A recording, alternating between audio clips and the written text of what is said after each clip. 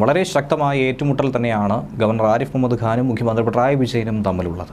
അവർ ഇടയ്ക്കിടെ നടത്തുന്ന വിജയവും പരാജയവും ഒക്കെ തന്നെ യുദ്ധങ്ങളായി ആവർത്തിക്കുന്നു. ആർക്കും തന്നെ അതിൻ്റെ ആനുകൂല്യമോ അതിൻ്റെ ഉപയോഗങ്ങളോ ലഭിക്കാതെ പോവുകയാണ്.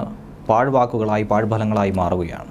ഏറ്റുമുട്ടുമ്പോഴൊക്കെ തന്നെ ഗവർണർ ഏതെങ്കിലും തരത്തിൽ പ്രശ്നം സൃഷ്ടിക്കുന്നു എന്ന് തന്നെയാണ് CPM ആരോപിക്കുന്നത്. അല്ലെങ്കിൽ ഗവർണറെ സർക്കാർ പ്രകോപിപ്പിക്കുന്ന ഒരു നീക്കം നടത്തുകയും ചെയ്യും. മൂർച്ചേറിയ വാക്കുമായി തന്നെയാണ് ഇപ്പോൾ ഗവർണറും CPM-നെതിരെ തിരിഞ്ഞിരിക്കുന്നത്. മുഖ്യമന്ത്രിയും CPM-ഉം ഗവർണർക്കെതിരെയും അങ്ങനെ തന്നെയാണ് തിരിയുന്നത്. ഒട്ടും തന്നെ വിട്ടുകൊടുക്കാത്ത സാഹചര്യം തന്നെയാണ് നിലവിലുള്ളത്. ഈ ഘട്ടത്തിൽ നിയമസഭ പാസാക്കിയ ബില്ലുകളിൽ ഗവർണർ തീരുമാനം വൈകിപ്പിക്കുന്നതിനെതിരായിട്ടുള്ള നിയമ പോരാട്ടത്തിൽ തന്നെയാണ് ഇപ്പോഴും സർക്കാർ നിലകൊള്ളുന്നത്.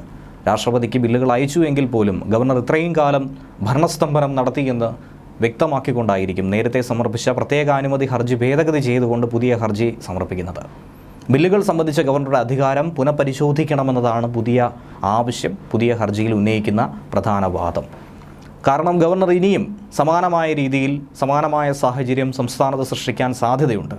അതിനെ ഒഴിവാക്കാനായി ഗവർണറുടെ അധികാരം കവരാനുള്ളൊരു നീക്കം തന്നെയാണ് ഇതിലൂടെ സർക്കാർ ഉദ്ദേശിക്കുന്നത് എന്നുള്ളത് വളരെ വ്യക്തമാണ്. പക്ഷേ അതിനെതിരെ ശക്തമായ നീക്കം ഗവർണറുടെ ഭാഗത്തു നിന്നുമുണ്ടാവും. സുപ്രീം കോടതിക്ക് പോലും ഗവർണറുടെ അധികാരത്തെ ചോദ്യം ചെയ്യാൻ കഴിയില്ല എന്നൊരു വിശ്വാസം രാജ്ഭവനുണ്ട്. ഗവർണറുടെ നടപടി സർക്കാരിൻ്റെ ജനക്ഷേമ പദ്ധതികൾക്ക് തടസ്സമാകുന്നു എന്നുള്ള ആരോപണം ആദ്യ ഹർജിയിൽ പറഞ്ഞിരുന്നു. പക്ഷേ ഹർജി പരിഗണിക്കുന്നതിൻ്റെ തലേ ദിവസമായിരുന്നു ഗവർണർ ആരിഫ് മുഹമ്മദ് ഖാൻ പൊതുജനാരോഗ്യ ബില്ലിൽ ഒപ്പുവെച്ചതും. അതോടെ ആദ്യം ഉന്നയിച്ച വാദം, ഹർജിയിൽ പറഞ്ഞിരിക്കുന്ന വിഷയം ദുർബലമായി പോയി.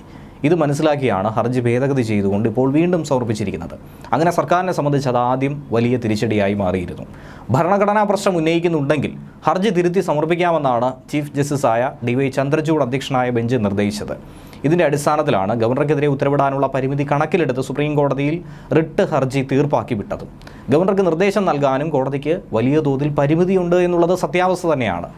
ഭരണഘടനാ അധികാരമുള്ള ഗവർണർക്ക് ചില അധികാര പരിധികളുണ്ട്. അതനുസരിച്ച് ഗവർണർക്ക് പ്രവർത്തിക്കാം.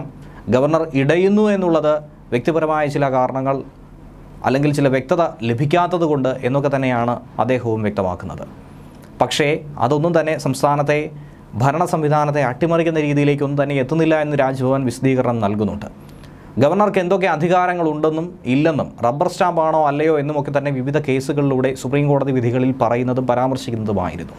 ബില്ലുകൾ പരിഗണിക്കുമ്പോൾ ഗവർണർക്ക് എന്തെല്ലാം അധികാരമുണ്ടെന്ന് 1979 തന്നെ അന്നത്തെ ചീഫ് ജസ്റ്റിസ് അധ്യക്ഷനായ ഭരണഘടനാ ബെഞ്ച് വ്യക്തമാക്കിയതാണ്. ഇപ്പോഴത്തെ ചീഫ് ജസ്റ്റിസിൻ്റെ അച്ഛനായിരുന്നു YV ചന്ദ്രചൂഡ്. അദ്ദേഹമായിരുന്നു അന്നത് പരിഗണിച്ചിരുന്നത്. വീണ്ടും കാര്യം ഇങ്ങനെയാണ് എത്തിയിരിക്കുന്നത്. നിയമസഭ പാസാക്കുന്ന ബില്ലുകളിൽ ആർട്ടിക്കിൾ 200 അനുസരിച്ച് 3 തരത്തിലാണ് ഗവർണർക്ക് തീരുമാനമെടുക്കാൻ കഴിയുന്നത്. ബില്ലിന് ഒന്നുകിൽ സമ്മതം നൽകാം, അല്ലെങ്കിൽ സമ്മതം തടഞ്ഞു വയ്ക്കാം, അതല്ലെങ്കിൽ രാഷ്ട്രപതിയുടെ പരിഗണനയ്ക്കായി അയക്കാനും ചെയ്യാം.